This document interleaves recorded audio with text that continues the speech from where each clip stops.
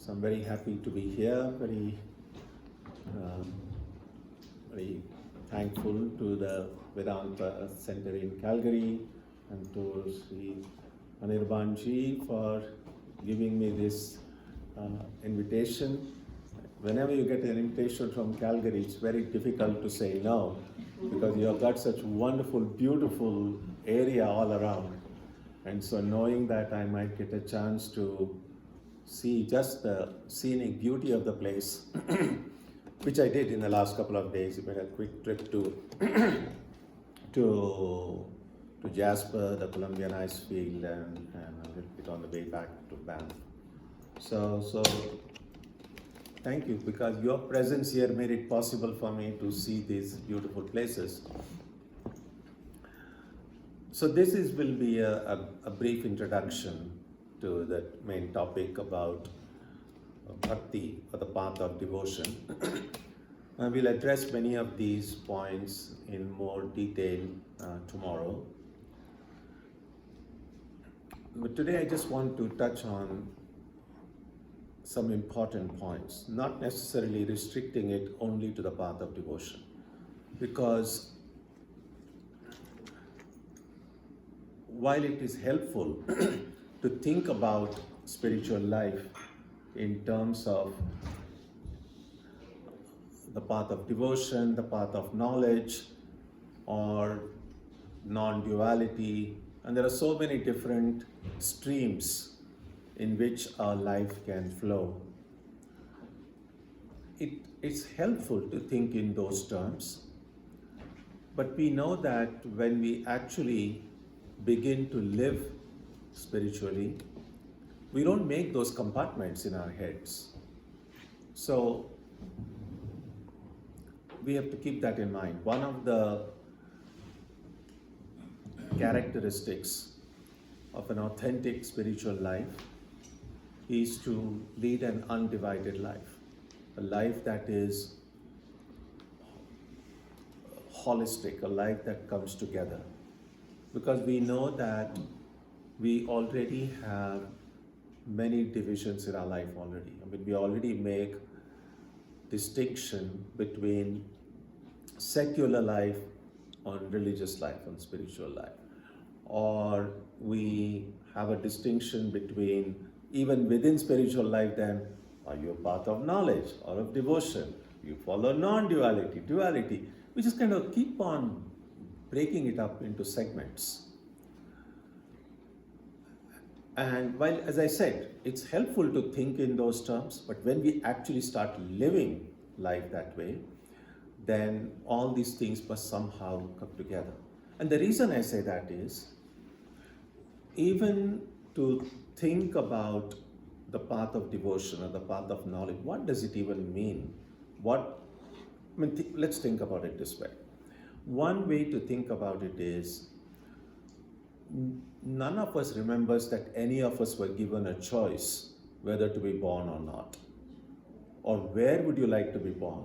Which family you would like to come? No, we just found ourselves on this planet, which we call life. And a lot of the circumstances of our life were not chosen by us. But going forward, we get to make a few choices in life. So our life as it is now is a combination of the things that were given to us, which apparently with no choice of ours, and then we make some choices of our own and put together, that's what our life. Essentially, it's possible to think about our life in a very poetic sort of way. And many poets and people who affirm life have done that. But if you want a non-poetic, rather dry way of thinking about life, we can just say, what is really a life? And this applies to all living creatures, but since we are all primarily human beings here, I couldn't see any animals here, and they wouldn't understand my language anyway. So if we look at what is a human life? Well, essentially, we are born somewhere. we have a small period called childhood, and most of us kind of have some form of education. We go to school, then some of us go to college, and we do that because, well, that's what everyone seems to be doing. And then we know that at some point, we have to, we can't be forever dependent on our parents, and so we have to stand on our own feet. So we must start a career of our own. So then, again, we make some choices, some of those choices are thrust upon us. We choose some career based on our talents, based on other circumstances.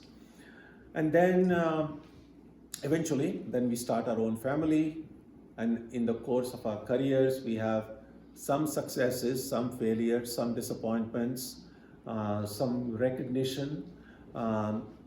We make some good friends in life. Then we also have some people who don't get along with us, and we don't get along with them.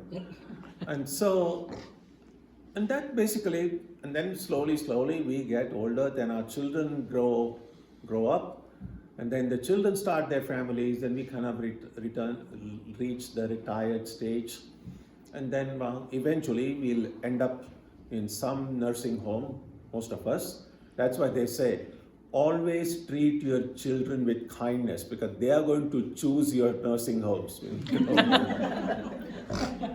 And then eventually, of course, one day we go. As I said, it's a very non-poetic way of looking at life.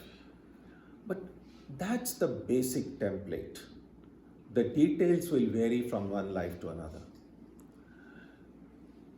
And there are many people who go through this routine throughout their life and just don't even feel the need to ask any questions. They're just saying, well, and sometimes we just seem to justify it by just saying, well, that's life.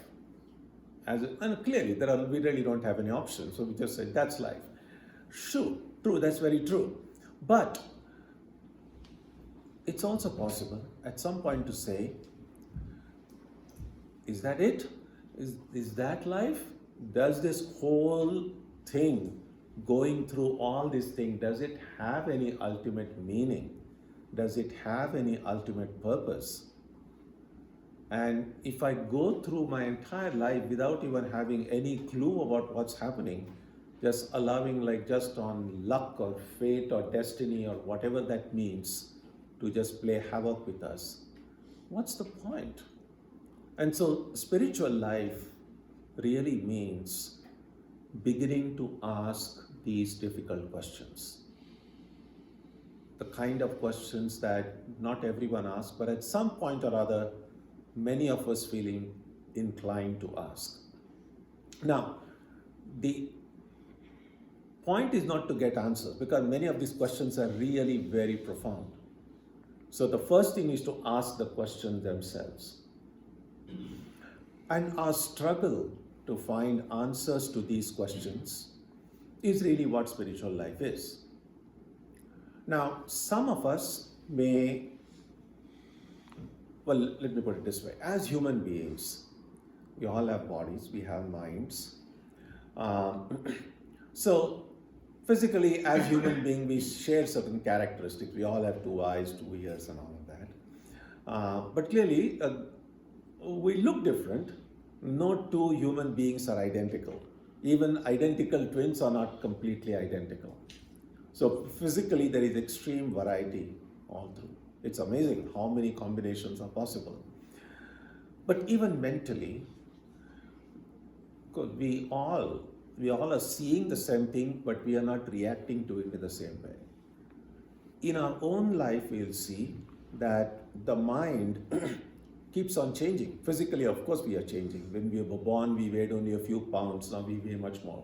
If we line up all the pictures that we put at different stages in your life, then in no 2 pictures we are going to look same. So physically we have changed. Mentally we have changed also.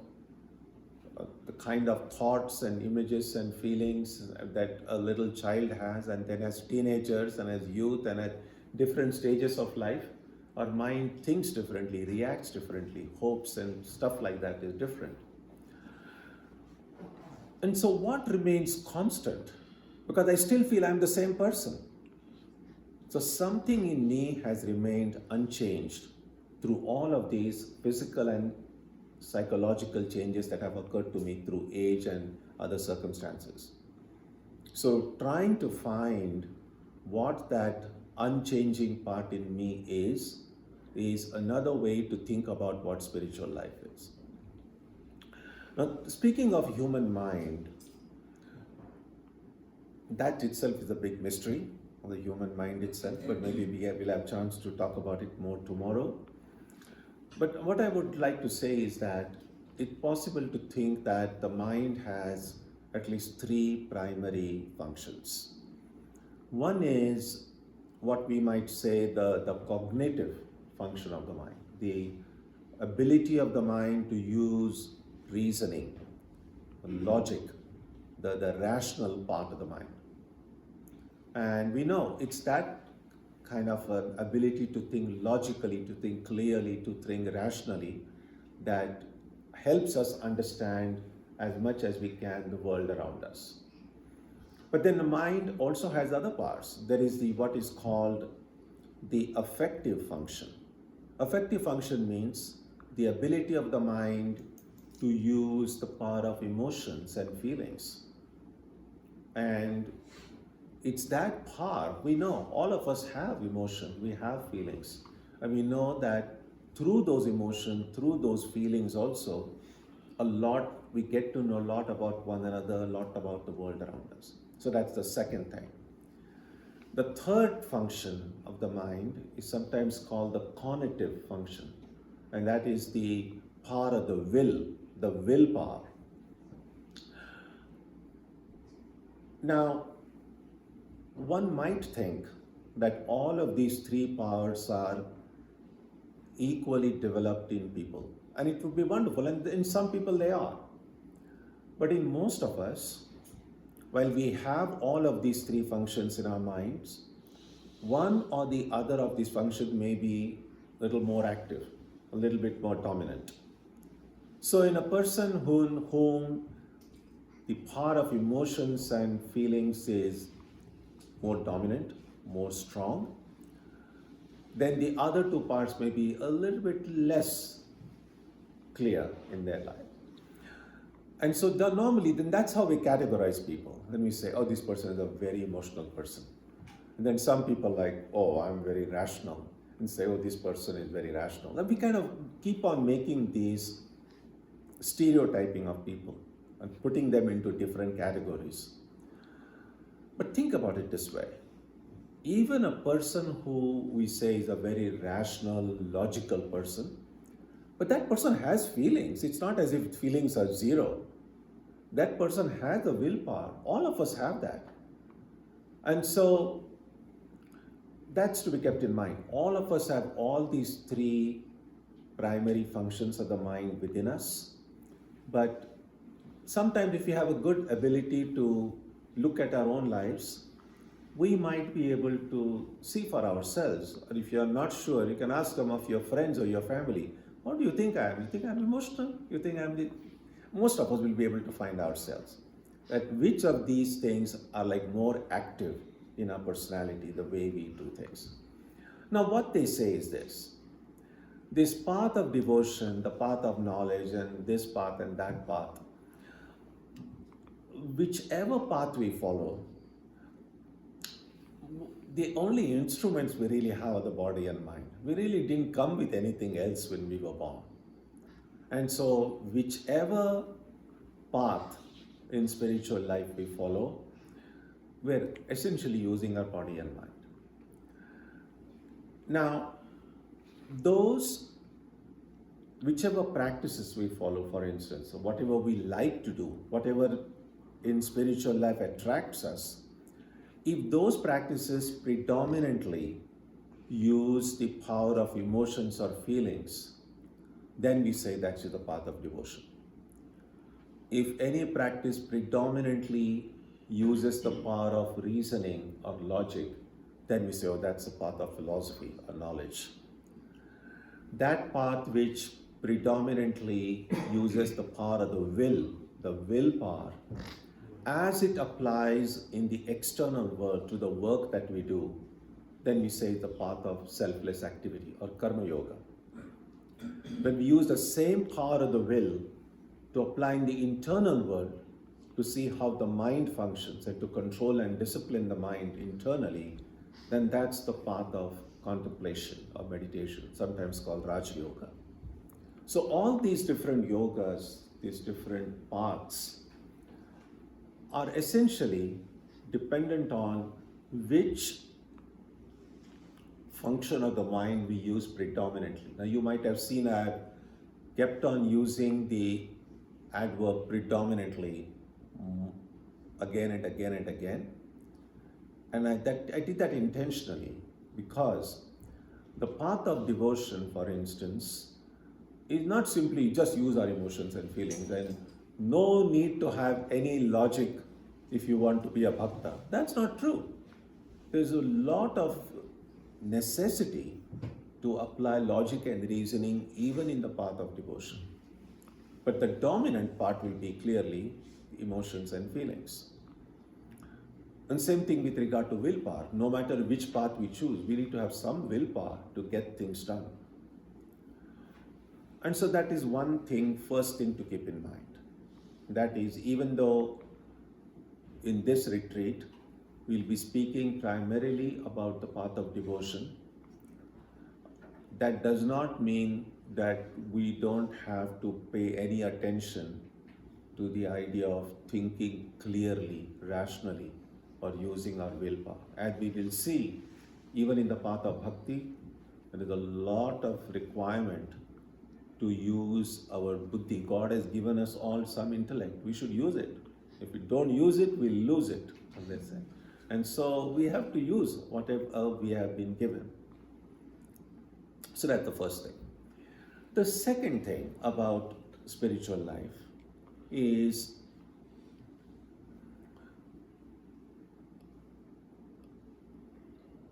one way to say is that why does anyone want to do anything in life? I mean,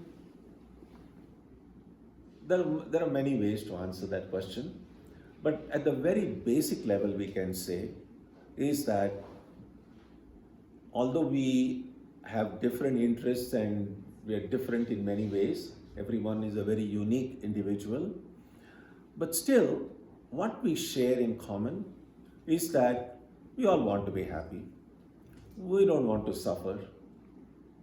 I think when we are in a sane condition, nobody says, I want more suffering. None of us says that. And so we could say that could be also the primary motive for turning to spiritual life. We want to be happy. We don't want to suffer. And then we might say, well, am I not happy now? Am I just suffering all the time? And none of us can say that, because our life as it is now is, as Sanskrit, they'll say, Sukha Dukkhatmakam. It's both Sukha and Dukkha, joy and sorrow. And we'll be able to recall many events and situations in our life which made us truly happy. But there are also many which were truly painful. And so our present experience is that we have both joy and sorrow. If we are happy with this situation, okay, life is joy and sorrow, and I'm happy with it, then really speaking, we don't need spiritual life, because we are happy with the way things are. So a primary requirement to turn to spiritual life is we should not be happy with the way things are, because only when we are not happy would we want to change something. I mean, all new discoveries and inventions that have occurred throughout history were people who were not satisfied with the things they were. They wanted to do something differently. They wanted to explore new places, explore new ways of doing it. And so progress is possible only when you're not happy. This kind of might sound odd, because normally we all want to be happy, but the problem with being happy and being complacent is that then we don't want to do anything, because we just want to maintain the status quo. Sometimes we may peace with the idea that life has joy and sorrow both, but I would like to be just happy with no suffering of any kind. But we see around life around us and say, well, this is not just me. Everyone is happy and everyone is suffering also. So that's just the way life is. So just accept it and shut up. That sometimes we might want to tell ourselves. But then if we are not happy with that situation, then we might say, why do I have to suffer? Why can I not be happy always? Is there a way by which I can be happy all the time? Is there a way I can eliminate suffering altogether?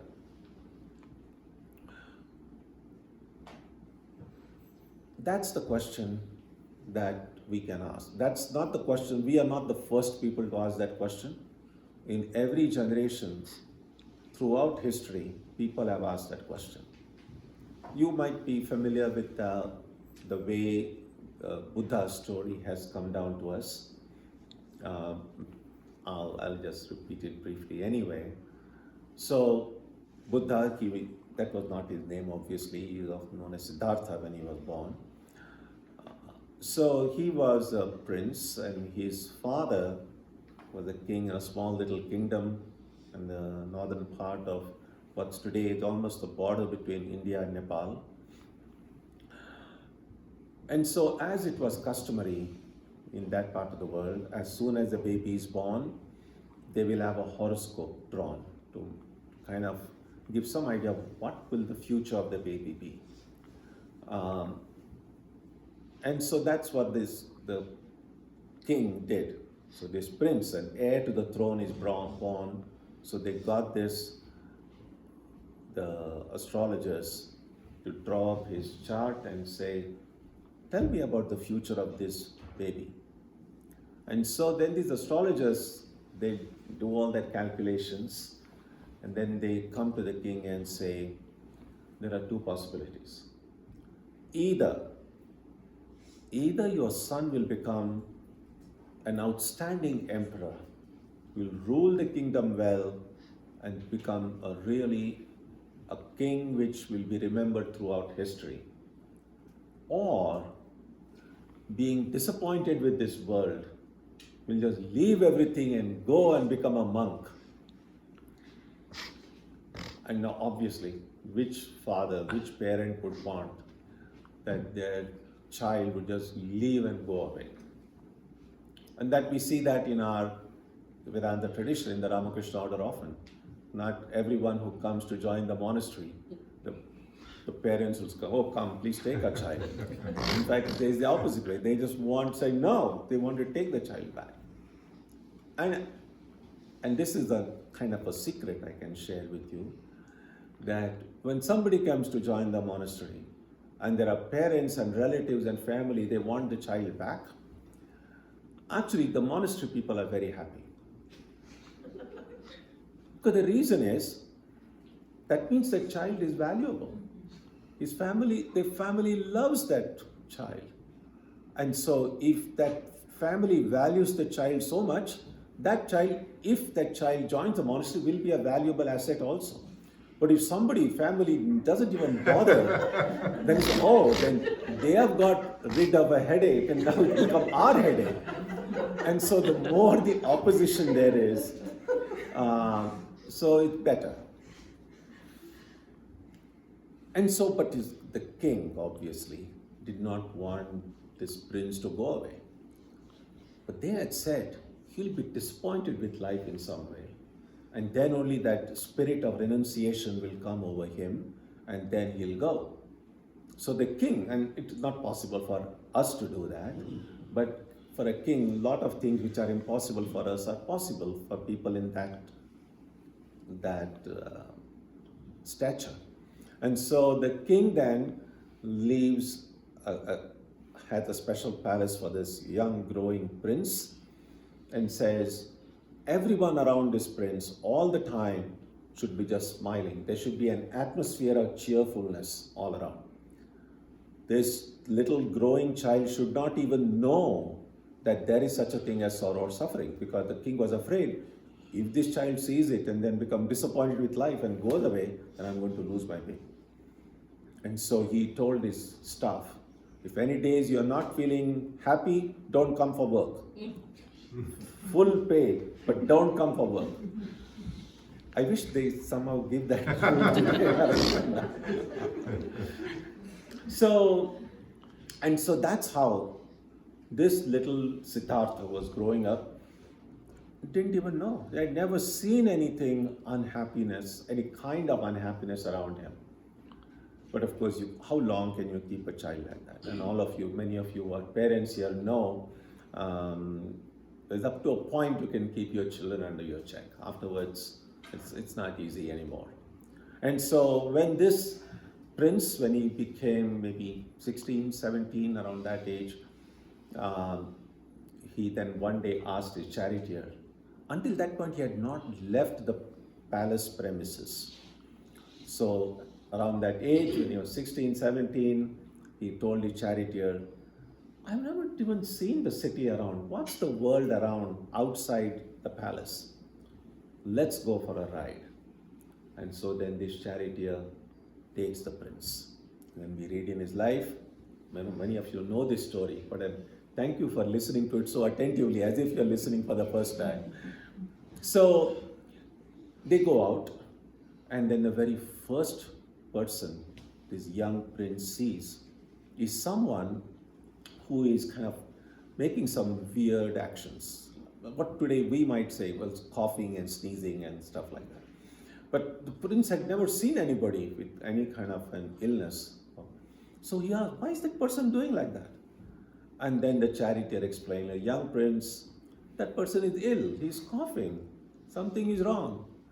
And everyone falls ill now and then. Although the charioteer didn't say that to the prince, if the charioteer were to explain it today, the charioteer might say, no matter how much organic food you eat or how much exercise you take, no one can say that they will never fall ill. And so that's just the fact of human life. And so the prince said, oh, okay.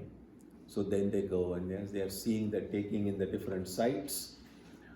One other place the prince sees an elderly person who kind of bent and walking with the help of a stick and to support themselves while they are walking. And the prince then asked, why is that person, why is that stick needed? And then the charioteer explained, oh young prince, that's called old age. As we grow older, the kind of physical and mental vitality we had when we were young, we start losing those. And then people need help, people need support, and that person we might lose their balance, and that's why the person is now using the stick, and it become bent because of the sign of old age. And the prince became thoughtful again, and he said, oh, okay. And then they go further, and then they see one person being kind of, in India, when people die, they take them to the cremation ground, with usually 2 or 4 number of people, depending on how heavy the person is, on the shoulder. They have these, what do you call in English? That? A cot, kind of. Yeah, cot, and kind of an instantly made bed, if you like. Just essentially, usually just 2 sticks, two big heavy sticks, and then kind of just the person is dead, of course, so that somebody has to carry that person. So the prince had never seen anybody dead. So he's like, why is that person sleeping? And why are they carrying those people? And then the charioteer says, no, prince, that person is not sleeping. That's called death. And they are taking him to the cremation ground to then cremate the body. And sometime or the other, everyone dies. And the prince then became quiet again. And then, after a little while, the prince said, okay, take a U-turn, and now let's go back to the palace. And then that night, this prince decided, these 3 things, he said, I need to find a way out. And so he had his young wife and a little baby. They were fast asleep. He didn't wake them up. He made a silent goodbye to them, and then he left to find an answer to that question. And that's the story we read in Buddha's life about his turning to spiritual life. Now, it's important thing to remember here is that the sights that he saw, which troubled him, were illness, aging, death. If Buddha had seen a poor homeless person or a person who is hungry, he could have provided food. He was the prince, he didn't lack anything. Or he could have gone home and told his father, oh, there are a lot of poor people, feed them, build homes for them, do some socio-economic reforms. All those things were possible. But what he saw were things that had no human remedy. Aging, we can't stop aging. We can pretend we are not old, but we can't stop the process itself. And about illness, as I said, no matter what we do, the body is not a perfect instrument. It's an extremely complicated instrument. It's only something that only God could have made. But it's not perfect. So just like any machine that's not perfect, it breaks down now and then. And usually we know that the more the number of moving parts, the greater the probability of it failing. Considering the number of moving parts we have inside the body, go down even at the level of the capillaries and nerves and stuff like that, millions and billions of them, it's not a surprise that we fall ill. It's a surprise that we fall ill so less. And that's why only God could have made such a machine, which there is an ancient verse in Sanskrit which says that if you have a container of water, say a bucket, and you fill it with water, and the bucket has a lot of holes in it. Now, if the bucket has a lot of holes in it, and the water drains out of the bucket, that's not a surprise. Of course, the water is going to drain out. But in spite of the holes in that bucket, if the water doesn't drain out, that would be a surprise. And so this verse then goes on to say that we eventually die is not a surprise. That we manage to live for 70, 80, 90, 100 years, that's a surprise. That this prana inside, the life force, which can go out through the ears. There are so many outlets for the prana to leave. But in spite of that, it doesn't go. It stays in. And that's a miracle in itself. People want to look for miracles, but this is one miracle happening right now in our life. We have not closed our exits to the body, but the prana still says, okay, I'm going to be inside. And we would want the prana to remain inside. So Buddha then goes away. Now, I mentioned this story primarily because to show that Buddha's turning to spiritual life was because he was not happy. As a prince, one can say, it's possible to say, but this Siddhartha could have returned home and said, oh, that's happening, but I'm a prince, my dad will take care of everything, I'm in a happy situation, let me not bother about it. But he thought ahead of time that one day he also has a human body and that's what's going to happen. So he didn't want to be complacent with his present situation, wanted to do something about it. So he was not happy with the way things are. So that is an important requirement. If we want to think of ourselves as spiritual seekers, then we have to ask, what am I not happy about? And we have, of course, hundreds of things to complain about in life, every one of us. But how much are we complaining about life itself?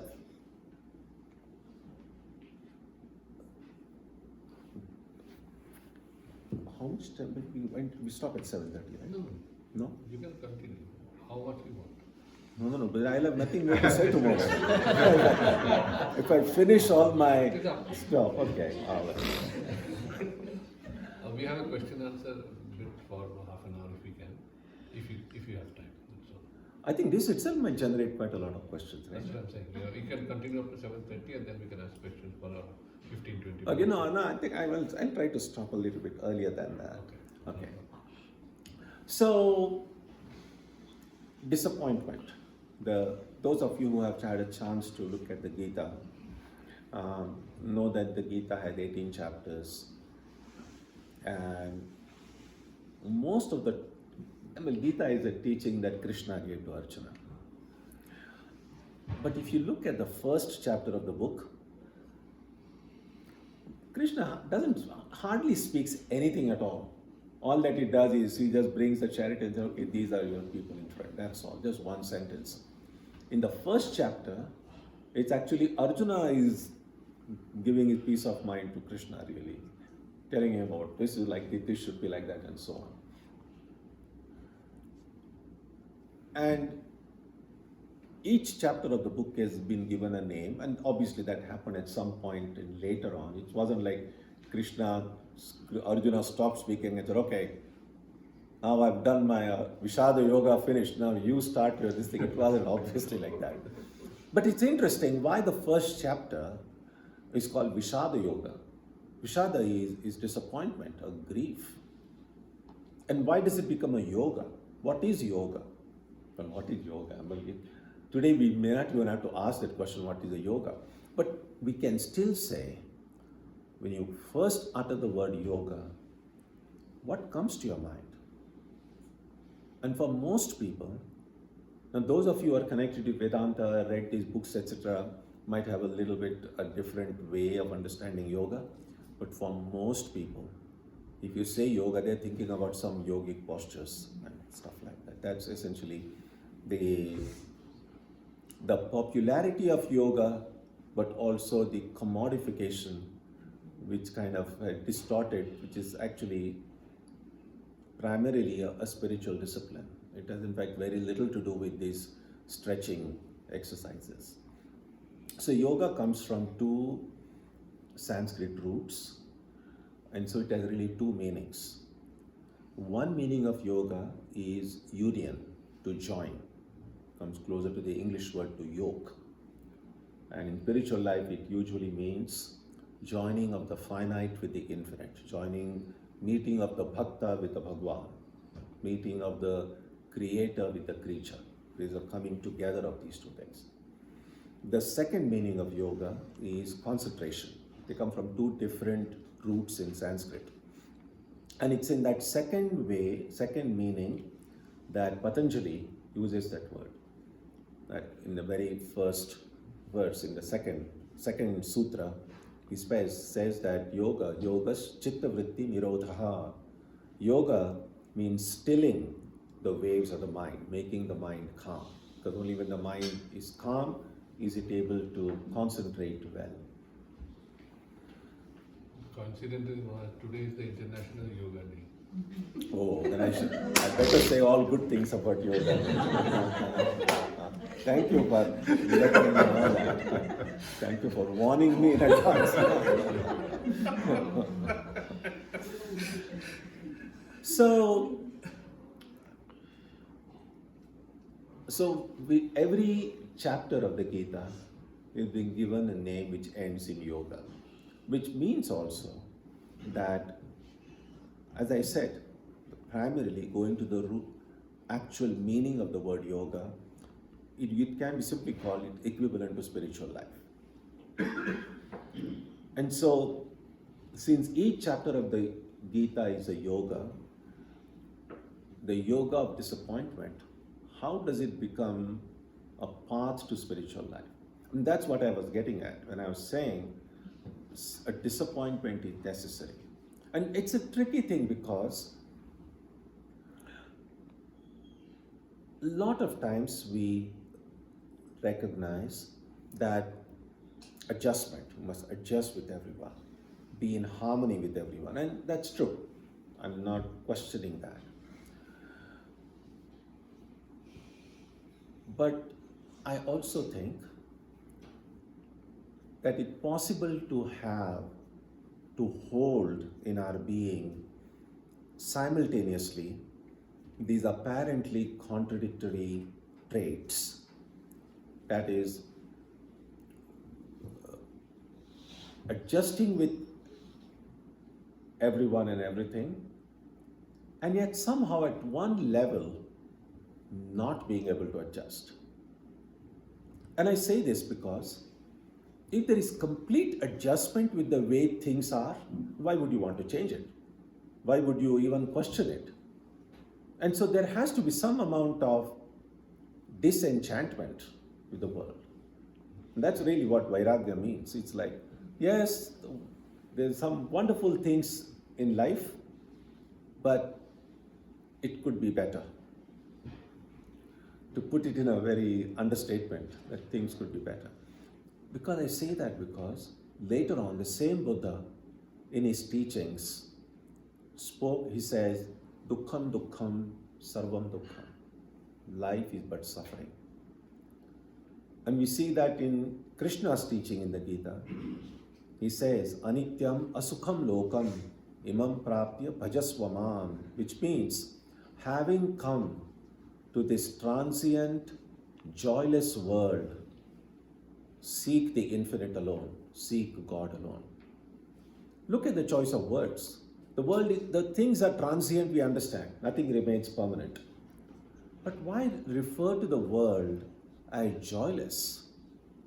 Because our present experience, I said, is both joy and sorrow, sukha dukkha.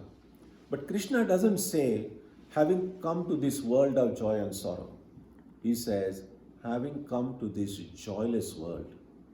In another part of the Gita, he refers to the world as dukkhalayam. Alaya means an abode. Dukkha, sorrow. An abode of sorrow. Alaya, you have heard of the word Himalayas. Mm-hmm. That is Hima is snow, and Alaya is abode. So an Himalaya, literally translated, would mean an abode of snow. Well, you got lots of abodes of snow right here nearby. So you could really say, we have our own Himalayas here, going to the meaning of the term.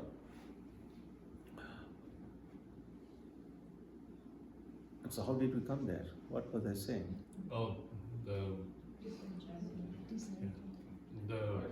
why do we seek? Why do we say joy and sorrow? Why Yes, did he say only joyless? So, if we just say joy and sorrow and just adjust with it and be happy, that's the kind of an advice we give. And again, I'm not questioning that advice. It works wonderfully in many ways.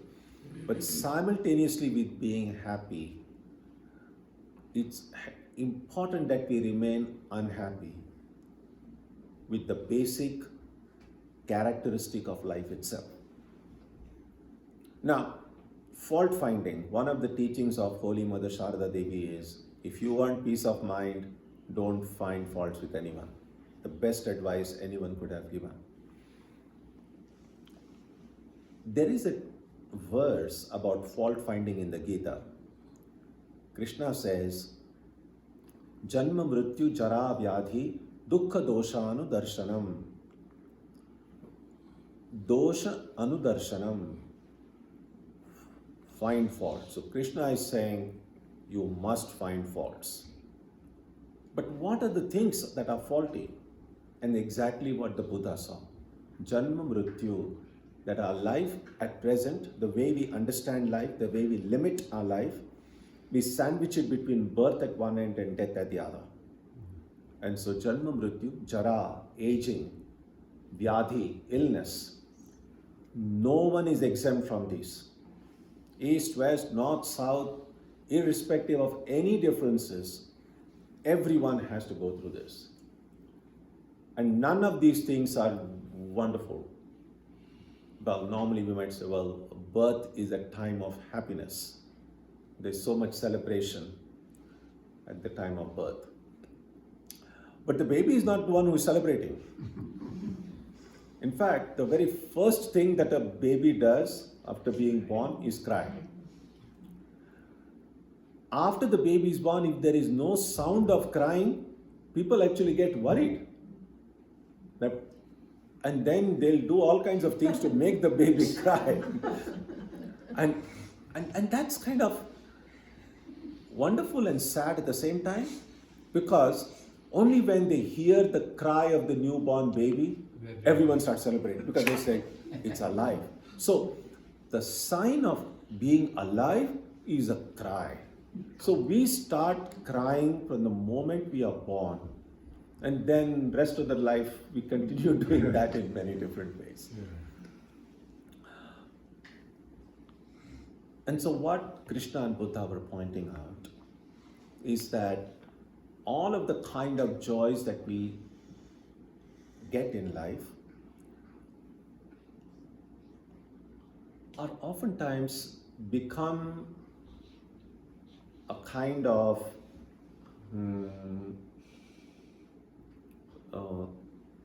what's the word? Or let me put it this way. It's a little bit like, sometimes we say, pushing dust under the carpet or dirt under the carpet. It's like, oh, there is some guests have come and your room is in a mess, so you just kind of put it under the carpet and kind of, it will look well from outside. Somehow, consciously or unconsciously, when we engage ourselves into all these wonderful things in life, that's a way to not having to think about some of these rather painful, unpleasant realities of life. But the trouble is, not thinking about it doesn't make them disappear. Sometimes they say, why does a cat drink with his eyes closed? Because they say the cat thinks no one is seeing. But of course, that's not true. Because just because if I'm not able to see anybody, doesn't mean you can't see me. So if I don't think about pain and suffering, doesn't mean that pain and suffering don't exist. Then I can't be in denial of where I am. And that was the thing that Buddha and Krishna wanted to bring, that if we start thinking about these realities, we might think that life might, it will take all joy out of life. No one wants to talk about death. No one wants to talk about illness and disease. They're not pleasant subjects. Nowadays, in sometimes, in some podcasts or in magazines, there are going to be some horrific pictures from war. They'll warn you in advance. Oh, there is going to be some painful stuff. That if you don't have the stomach for it, switch off. But that's making everyone very namby-pamby, because life is not just about all sweet and smile and everything. There's this underbelly of life. And if we don't have the courage, the strength to willpower, the gumption to face it, doesn't mean we will never have to face it. One day or the other we have to face it. And if I'm not prepared myself for it, then I'm going to be taken by surprise. And so maybe we might have chance to talk more about it tomorrow, or if you have any questions. But keep that at the back of the mind as well, that when I think of myself as a spiritual seeker, why do I think I'm a spiritual seeker? Just occasionally visiting some place of worship, occasionally reading some or watching some lectures on YouTube, or reading some books. Is that what makes me a spiritual seeker? Or just even doing some prayer and meditation occasionally, does that what make me a spiritual seeker? And so it's important to recognize that spiritual life is not primarily about doing, it's primarily about being. It's not what I do that makes me a spiritual seeker, but who I am. And so instead of defining that we are spiritual because I do this, I do that, and I do that, I must say, how does my mind think?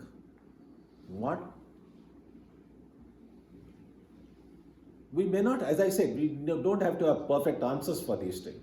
but am I even asking myself, does this life has any purpose, and what am I doing to find that purpose, to find that meaning? So I will stop here now, and so I've just kind of raised a few thoughts, a few ideas, a few questions, so that we might have a chance to think about them. I'm sure many of you have thought about these things before, and we will continue doing that tomorrow as well. But today we have a few more minutes, so if you have any, don't ask any profound question like what is life. That's it's easy to ask questions like that, but let your question show that you have thought about these things, and so if you can be a little bit more specific, that might help all of us here. So now I'm going to take some rest, so you can